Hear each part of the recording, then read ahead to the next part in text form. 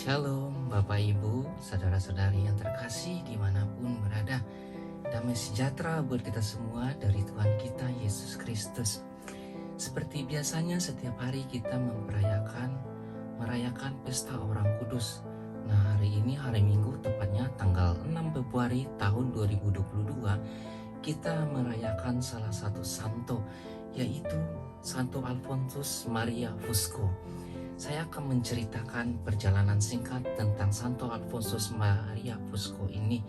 Dengarkannya Bapak Ibu saudara-saudari yang terkasih. Santo Alfonsus Maria Fusco berasal dari kota kecil Angri di Salerno, Capua, Italia Selatan. Kedua orang tuanya, Anilio Fusco dan Josephine Schiavone, adalah petani sederhana yang hidup dalam tradisi Katolik yang kuat. Pasangan ini telah menikah selama 3 tahun, namun belum juga memiliki keturunan. Karena itu pada tahun 1838 mereka memutuskan untuk berziarah ke Basilika Santo Alfonsus de Luggiero di kota Pagani, tempat religiu Santo Alfonsus Maria de Luggieri disemayamkan. Setelah selesai berdoa dengan perantaraan Santo Alfonsus Liguori, saat itu masih bergelar Beato, seorang biarawan redemptoris bernama Francesco Saverio Pecorelli mendekati pasangan peziarah ini dan berpesan, kalian akan memiliki seorang putra, kalian akan menamakannya Alfonsus. Ia akan menjadi seorang iman dan akan menjalani hidup seperti Beato Alfonsus. Dan begitulah yang terjadi. Pada tanggal 23 Maret 1839, putra sulung mereka lahir dan dibaptis dengan nama Alfonsus Maria Fusco. Setelah itu, pasangan petani saleh ini juga diberkati dengan kelahiran 4 orang buah hati. Alfonsus kecil dikenal sebagai pribadi lembut, menyenangkan, suka berdoa, dan ringan tangan membantu orang-orang miskin. Di usia 7 tahun, ia mendapat dispensasi khusus untuk menerima komuni pertama atas rekomendasi para katekis dan pastor paroki. Ketika ia berusia 11 tahun, ia mengungkapkan keinginannya untuk menjadi seorang imam. Pada tanggal 5 November 1850, Alfonsus masuk seminari Nocera dei Pagani. Selama 13 tahun ia belajar dengan tekun dan ditasbiskan menjadi imam oleh Uskup Agung Salerno Antoni Salomon pada tanggal 29 Mei 1863. Pater Alfonsus segera dikenal akan semangat kerasulannya, kedisiplinannya dalam pelayanan liturgi, dan ketekunannya memberikan pelayan sakramen bagi umat, terutama sakramen tobat. Ia mengabdikan dirinya dengan sungguh-sungguh dan umat akan selalu mengenang khotbahnya yang sederhana dan tajam. Dalam kesehariannya, ia hanyalah seorang imam yang penuh semangat pelayanan. Namun, Alfonsus selalu membawa sebuah mimpi di dalam hatinya. Pada suatu malam, di tahun terakhirnya sebagai siswa seminari, ia bermimpi melihat Tuhan Yesus yang memintanya untuk mendirikan sebuah institusi susteran dan panti asuhan untuk anak-anak terlantar ketika ia telah menjadi seorang imam. Pertemuannya dengan Magdalena Caputo, seorang calon postulan yang berkemauan keras, mendorong Alfonso untuk segera mewujudkan impiannya. Pada tanggal 25 September tahun 1878, Magdalena Caputo membawa 3 wanita muda yang juga ingin menjalani hidup religius. Mereka menyatakan keinginan untuk mengabdikan diri kepada Tuhan dan menjalani kehidupan yang kudus. Berkaul kemiskinan serta mengabdi pada karya cinta kasih, khususnya merawat para yatim piatu dan anak-anak terlantar. Inilah awal berdirinya Susteran Santo Yohanes Pembaptis atau yang juga dikenal sebagai para suster baptistin. Benih yang telah jatuh ke dalam hati keempat wanita yang murah hati ini lalu bertumbuh pesat. Tuhan memberkati benih-benih ini hingga menghasilkan buah berlimpah. Dalam waktu singkat, para postulan baru dan anak-anak yatim piatu mulai berdatangan. Pater Alfonsus menuntun perkembangan institusi ini dengan bijaksana.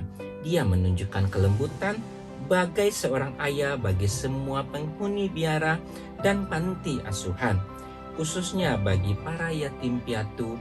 Semakin hari semakin banyak para yatim piatu dan anak-anak terlantar berdatangan ke rumah penampungan Suster Baptisne. Hingga suatu saat para suster khawatir akan persediaan makanan dan bagi para penghuni panti asuhan yang sudah menipis. Alfonso menenangkan mereka dan berkata, "Jangan khawatir, saya akan menghadap Yesus sekarang dan dialah yang akan mencebaskan kita." Jawaban Yesus datang seketika. Di hari itu juga, kereta kuda seorang donatur tiba di rumah biara dan membawa bahan makanan dalam jumlah besar. Pater Alfonsus tidak meninggalkan banyak tulisan. Dia lebih banyak bersaksi melalui cara hidupnya yang kudus. Orang-orang yang mengenal menyatakan bahwa ia adalah seorang imam yang hidup sangat sederhana. Ia memiliki rasa cinta yang meluap-luap pada sakramen Ekaristi dan devosi yang mendalam pada sengsara Yesus disalib dan Bunda Maria berduka cita. Ketika para suster baptistin, ia sering berpesan, "Marilah kita menjadi orang-orang kudus, mengikuti Yesus dengan seksama. Jika kita hidup dalam kemiskinan, dalam kesucian, dan dalam ketaatan, kita akan bersinar seperti bintang di langit." Pada masa di mana pendidikan adalah hak istimewa bagi segelintir orang, Alfonso telah berjuang memberikan pendidikan yang baik bagi para yatim piatu dan anak-anak terlantar. Ia berharap dengan memperoleh pendidikan, mereka dapat menjalani hidup yang lebih baik di kemudian hari. Kongresi Suster Baptistin terus berkembang. Dalam waktu singkat, jumlah para suster dan anak yatim terus bertambah.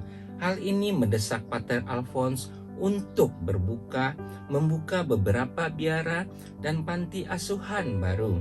Awalnya di wilayah Campania, lalu menyebar ke seluruh wilayah Italia.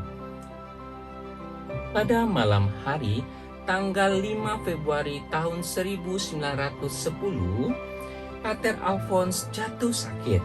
Keesokan harinya ia minta diberikan sakramen pengurapan orang sakit. Lalu dengan suara gemetar ia berdoa, "Tuhan, terima kasih, saya telah menjadi pelayan-Mu yang tidak berguna." Kemudian ia berpaling kepada para suster yang tengah menangis di sekeliling pembaringannya. "Dari surga, aku tidak akan melupakan kalian. Aku akan selalu berdoa untuk kalian." Dan hamba Tuhan ini menutup matanya selama-lamanya.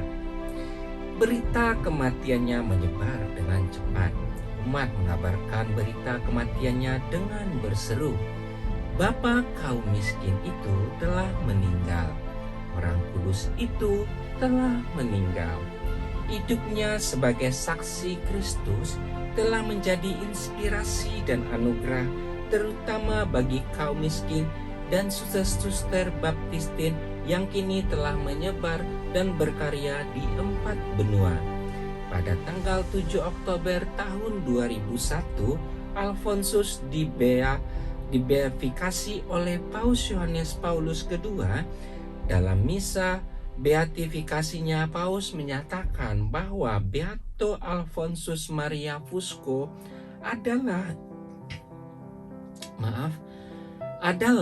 teladan bagi para imam, model bagi para pendidik, dan pelindung bagi kaum miskin. Selanjutnya pada tanggal 16 Oktober tahun 2016, ia dikanonisasi oleh Paus Fransiskus di Basilika Santo Petrus Roma. Nah, begitulah cerita singkat tentang Santo Alfonsus Maria Fusco. Semoga dengan mendengarkan dan sekaligus merayakan Santo hari ini kita bisa meneladani bahkan untuk meniru apa yang telah dilakukan oleh Santo Alfonsus Maria di Fusco ini. Semoga Bapak Ibu Saudara-saudari yang terkasih selalu dirahmati oleh Tuhan kita Yesus Kristus dan menjadi berkat buat sesama. Terima kasih untuk perayaan Santo hari ini. Besok kita ketemu lagi dengan bacaan liturgi dan renungan harian Katolik beserta perayaan khusus Hari Raya Santo dan Santa. Terima kasih, Tuhan Yesus memberkati.